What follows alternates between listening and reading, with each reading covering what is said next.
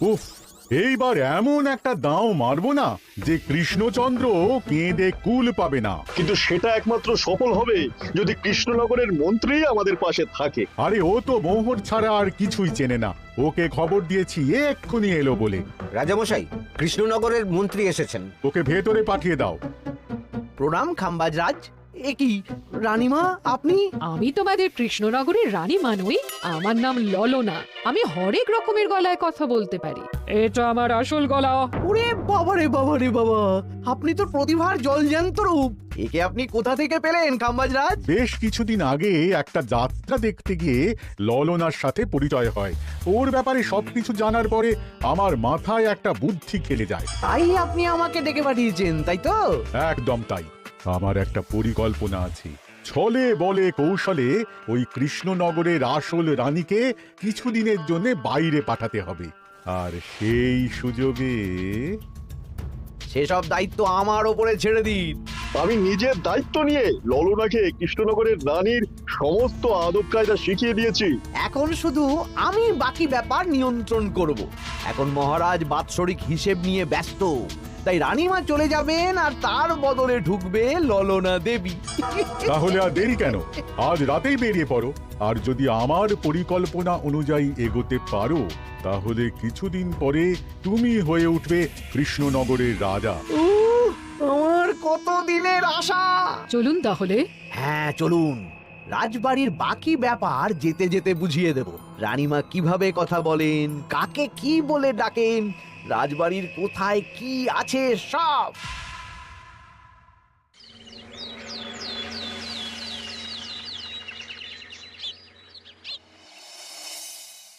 কি গো গিন্নি, জ্বরটা নেমেছে? এই জ্বরটা কমেছে, কিন্তু শরীরটা খুব দুর্বল গো। তুমি পারলে ভাতটা রান্না করে রাজবাড়ি যাও, আমি বেলার দিকে এই কিছু একটা তরকারি করব। না না গিন্নি, তোমাকে এই শরীরে রান্না করতে হবে না। আমি তরকারির সবজি কুটে রাখছি। হ্যাঁ, ওই পুটির মাকে বলে রাখবো, ও এসে রান্না করে দেবে। তাহলে তো ভালোই হয়, জ্বরে একেবারে শরীরটা দুর্বল করে দিয়েছে গো। হ্যাঁ, তুমি বিশ্রাম নাও গিন্নি, আমি রান্নাঘরে যাই। কি গোপাল আজকে এখনো এলো না? ও কোনোদিন সময় এসেছে মহারাজ?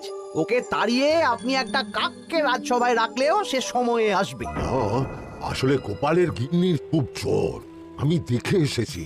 তাই হয়তো ওর গিন্নির সেবা শুশ্রূষা করতে গিয়ে গোপালের দেরি হচ্ছে। তোমাকে আর গোপালের হয়ে কাসুন্দি গাইতে হবে না। এই তোমরা থামো তো। একটু দেরি হয়ে গেল মহারাজ।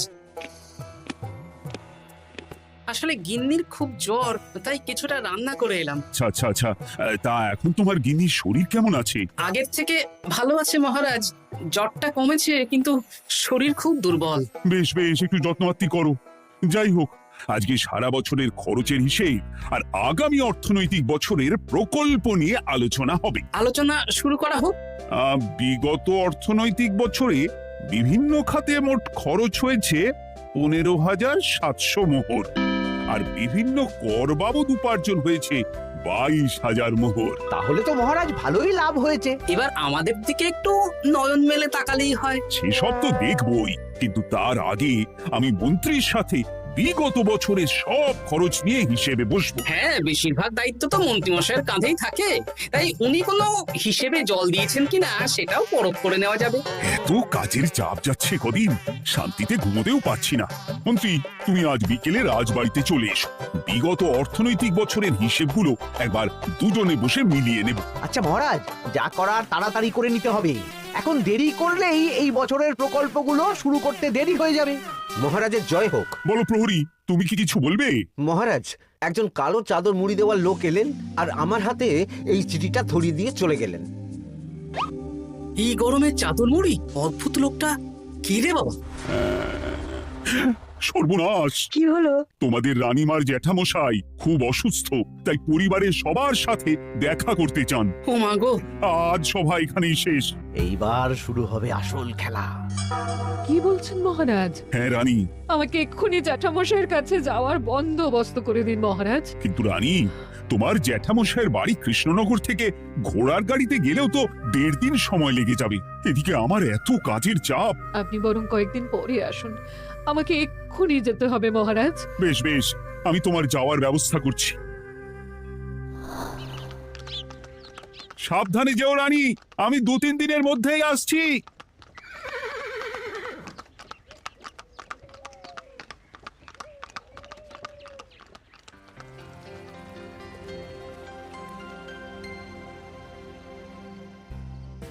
মন্ত্রী, বিগত অর্থনৈতিক বছরে আমাদের পাঠশালার উন্নতির জন্য কত খরচ করা হয়েছিল একটু দেখো তো। সব মিলিয়ে মোট 150 মোহর মহারাজ। কিন্তু আমার এখানে তো 170 মোহর দেখাচ্ছে। 170 মোহর? তা কি করে হয়?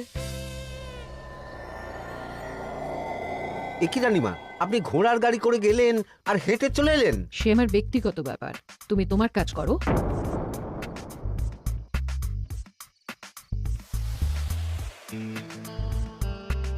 এ কি রানী, তুমি চলে এলে? আমার শরীরটা খুব একটা ভালো লাগছে না মহারাজ, পেটটা কামড়াচ্ছে। তাই সহিশকে বললাম ঘোড়ার গাড়ি নিয়ে জ্যাঠামশাইকে দেখে আসতে, আর আমি বাড়ি চলে এলাম। ও সহিশ এসে খবর দেবে, তারপর আমি আর আপনি দুজনে একসাথে যাব। বেশ বেশ, ঠিক আছে রানী, তুমি বিশ্রাম নাও। বিশ্রাম না, আমি একটু স্নান ঘরে যাব। পেটটা কেমন মোচড় দিচ্ছে।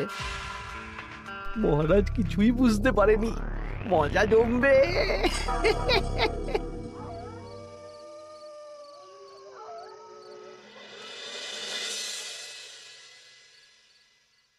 এ কি রানী, তুমি তোমার সব গয়না গাটি বের করছো কেন? আমার আর এই পুরনো নকশার গয়না পছন্দ নয় মহারাজ।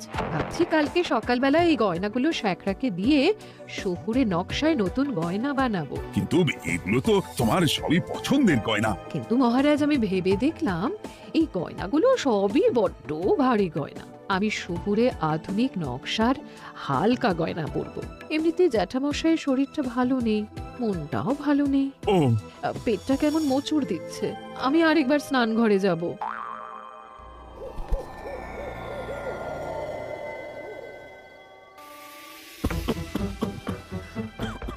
ওই তো মন্ত্রী মশাই এসেছে।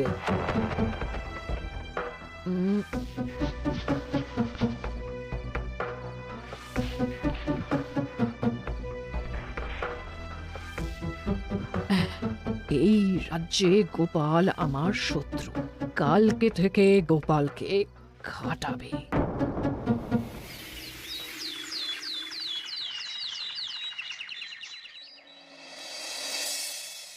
হায় হায় হায়, কি হলো রানী, কি হলো?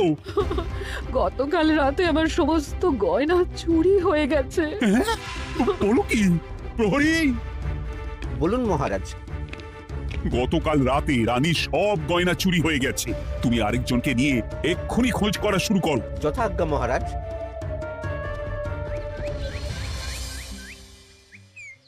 আমার সব গয়না চুরি হয়ে গেল, এবার আমি কি করব? আরে রানী, তুমি কেঁদো না, সেই সকাল থেকে কেঁদেই চলেছো। আমি তো প্রহরীকে খোঁজ করতে পাঠিয়েছি। এই সব প্রহরী কর্মচারী কাউকে বিশ্বাস হয় না আমার। আজ থেকে সবাইকে ছুটি দিয়ে দেব। কি বলছো তুমি? সবাইকে ছুটি দিয়ে দিলে রাজবাড়ির কাজ কে করবে? কেন?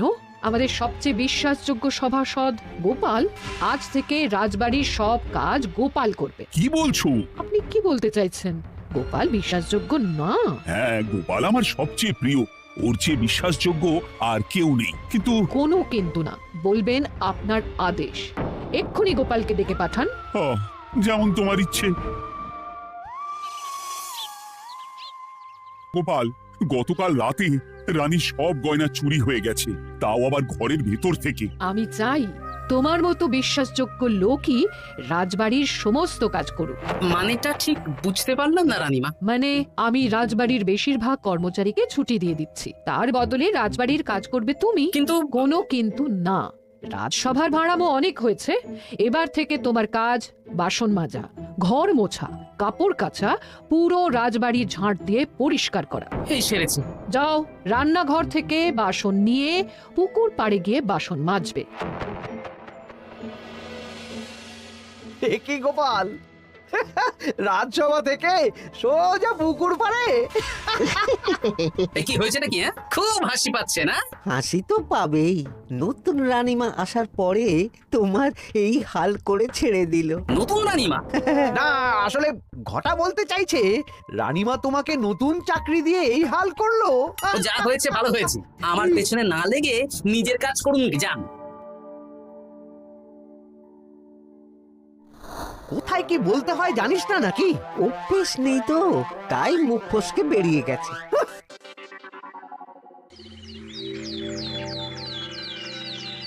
রাজ্যে চোরের উপদ্রব বেড়ে গেছে, তাই আমরা কিভাবে চোরের উপদ্রব কমানো যায় সেই নিয়ে আজকে একটা আলোচনা করব। কিন্তু মহারাজ, রাজসভায় এখনো তো সবাই আসেনি। এই তো এসে গেছি ওই রাজবাড়ির জামা কাপড় কাচ্ছিলাম। এ কি, গোপাল এখন রাজবাড়ির জামা কাপড় কাচে? হ্যাঁ, সেসব করতে গিয়ে আমার নিজের জামা কাপড়ই ভিজে গেল, তাই বদলে এলাম। মহারাজ, রানীমা ঘোড়ার গাড়ি করে এসেছেন। মানেটা কি?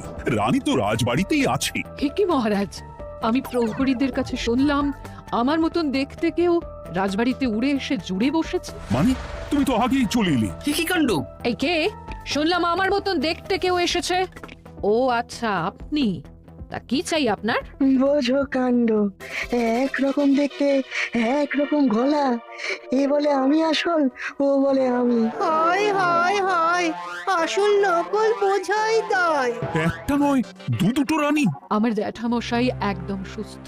এই মহিলা নিশ্চয়ই ভুয়ো চিঠি দিয়ে নিজের রাজবাড়িতে ঢোকার সুযোগ খুঁজছিল। একদম বাজে কথা বলবেন না। আপনি কে সত্যি করে বলুন। সমস্যা সমস্যা, ঘোর সমস্যা। আমার কোনো পাণ্ডিত্য দিয়ে বুঝতে পারছি না কে আসল আর কে নকল। আমি আসল, বিশ্বাস করুন। আমি তো এই মাত্র এলাম। না, আপনি নকল, আমি আসল। কিভাবে বুঝবো? আমি বলবো মহারাজ, এই যে এই রানী আসল। হ্যাঁ, কিন্তু মন্ত্রীমশাই, আপনি কি করে বুঝলেন? না মানে এই রানীমা তোমার উপরে এত ভরসা করে রাজবাড়ির কাজ করাচ্ছেন, কাউকে বিশ্বাস করেননি, একমাত্র তোমাকে বিশ্বাস করেছেন। এত ভালোবাসা, এত বিশ্বাস কার থাকতে পারে বলো? মানে গোপাল, তুমি রাজবাড়ির কি কাজ করছো? বাসন মাজা, ঘর মোছা, বাগান পরিষ্কার, অনেক কাজ করছি রানীমা। আপনার সব গয়না চুরি হয়ে গেল, তাই কাউকে বিশ্বাস করা যাবে না বলে ওই রানীমা আমাকে কাজে রাখলেন। এই ওই বন্ধ করে একটা উপায় বের করো। বেশ বেশ, আমি ধরে নিচ্ছি দুজনেই আসল। তাই আপনাদের দুজনকে আমি পরীক্ষা নেব, দেখব কে উত্তীর্ণ হন। তাই নাও। আপনারা দুজনেই তো সেনাপতিকে চেনেন, বলুন তো সেনাপতির আসল নাম কি? সনাতন সেন। আচ্ছা, আপনাদের বাপের বাড়ি কোথায়? বিজয়গড়। দূর দূর, গড়গড় করে সবই বলে দিচ্ছি। এভাবে হবে না, অন্য কোনো উপায় ভাবো। বেশ, সেনাপতি তলোয়ার দাও তো। দিচ্ছি। এই নিন, এই তলোয়ার দিয়ে মহারাজকে মেরে ফেলুন। আপনাদের মধ্যে কে মারতে চান বলুন। এসব তুমি কি বলছো গোপাল? মহারাজ আমার পতি পরমেশ্বর, ওনাকে আমি মারতে পারি? আমি স্বপ্নেও ভাবতে পারিনি গোপাল তুমি এই জঘন্য কাজ আমাকে করতে বলবে। আমি নিজের প্রাণের আহুতি দিতে পারি, কিন্তু মহারাজের গায়ে একটা আঁচড়ও দিতে পারবো না। উফ, খাম্বাজরাজ বেছে বেছে এক ধুরন্ধর নারীকে পাঠিয়েছেন, কোনো জবাব নেই। আমি বুঝতে পারছি না মহারাজ, এনাদের হাবভাব, কথাবার্তা, রূপ সবই একরকম। তবে যিনি ঘোড়ার গাড়ি চেপে এখন ফিরলেন, তিনি আসল হলেও হতে পারেন। আমি আসল, বিশ্বাস করুন। বললেই হলো? আসল হলে প্রমাণ করুন। বেশ, আজকে আর মাথায় কিছু আসছে না, আমি কাল আসবো। ততক্ষণ আপনারা দুজনে রাজবাড়ির দুটো ঘরে থাকুন। কি ছক মারিতে পড়লাম রে বাবা।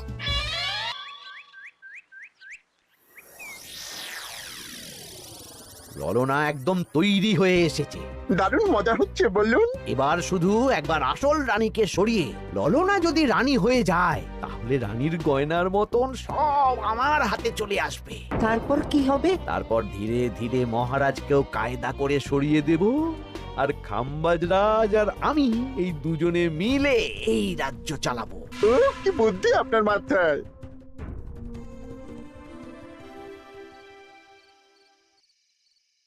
বলছি শোনো না, আমার শাড়িটা একটু ছিঁড়ে গেছে গো। তুমি বাজার থেকে কালকে আমার জন্য একটা শাড়ি নিয়ে আসতে পারবে? আচ্ছা বেশ, নিয়ে আসবো শাড়ি। শাড়ি শাড়ি শাড়ি, এই তো মাথায় বুদ্ধি এসেছে। কাল নয়, আজকেই। গোপাল, তুমি কিছু ভাবতে পারলে? মহারাজ, আপনার দুই রানীকে ডাকুন। আমার তো একটাই রানী। ওই হলো মহারাজ, আসল নকল দুজনকেই ডাকুন। কই গো, একটু বাইরে এসো।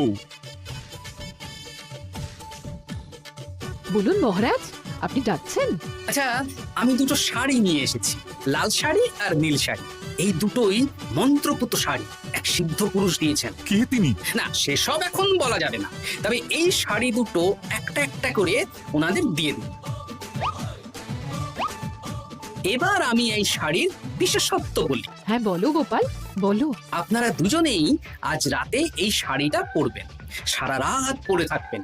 এই শাড়িগুলো 12 হাত মাপের শাড়ি। আগামীকাল সূর্যোদয় হওয়ার পরে যার শাড়ি 4 হাত কমবে সেই হবে আসল রানী। আচ্ছা বেশ, তাহলে তোমরা দুজনেই এই শাড়ি পরে থাক। কাল সকাল সকাল রাজসভা বসবে, তখন তোমাদের শাড়ি গোপালের কাছে জমা দিও। আচ্ছা। আমি যে নকল সেটা বুঝতে দেওয়া যাবে না। কি করে এই শাড়িটা 4 হাত কেটে ফেলে ওই দুফল কাটার ছুরি কেটে ফেলো। কালকে আবার মজা হবে।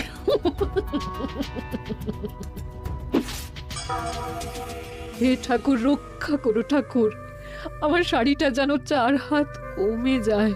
ঠাকুর রক্ষা করো।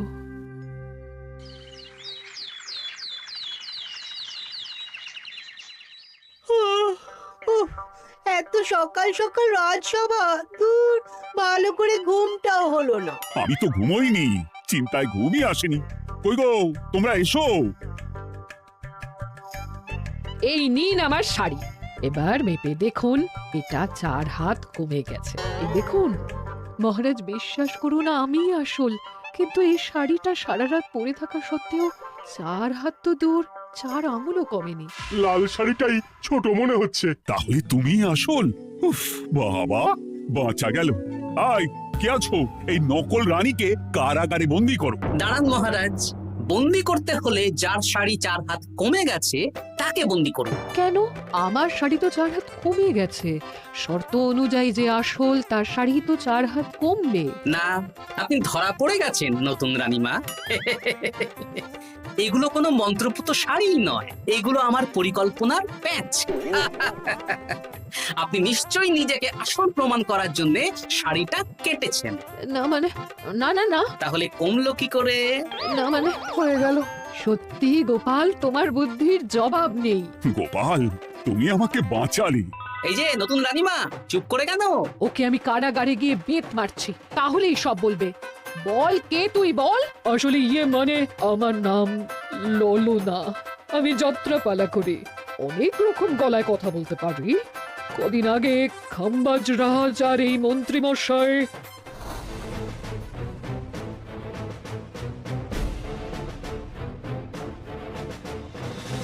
বাবা বাবা বাবা, এ তো দেখছি ললনার ছলনা। তার মানে রানীমার গয়না? ওগুলো তো সব মন্ত্রীকে দিয়েছে, জানলা দিয়ে কাপড়ে পেঁচিয়ে নামিয়ে দিয়েছি। মন্ত্রী, তোমাকে আমি শুলে চড়াবো। ভুল হয়ে গেছে মহারাজ, আমাকে ক্ষমা করুন। প্রাণে মারবেন না, সব গয়না ফেরত দিয়ে দেবো মহারাজ। তুমি শত্রু রাজ্যের প্ররোচনায় এত বড় ক্ষতি করতে চেয়েছিলে? ক্ষমা করুন মহারাজ, ক্ষমা করুন। সেনাপতি, মন্ত্রীকে 1000 বার বেত্রাঘাত করো। আর এই ললনার কি হবে? আমি অনেক দিন ধরে বাড়িতে একটা কাজ করার লোক খুঁজছি, ওনাকেই পাঠিয়ে দিন। আমার গিন্নি শুয়ে বসে থাকবে আর উনি খাটবেন। নয়, হ্যাঁ, ললনার ছলনা ফেস্তে গেল।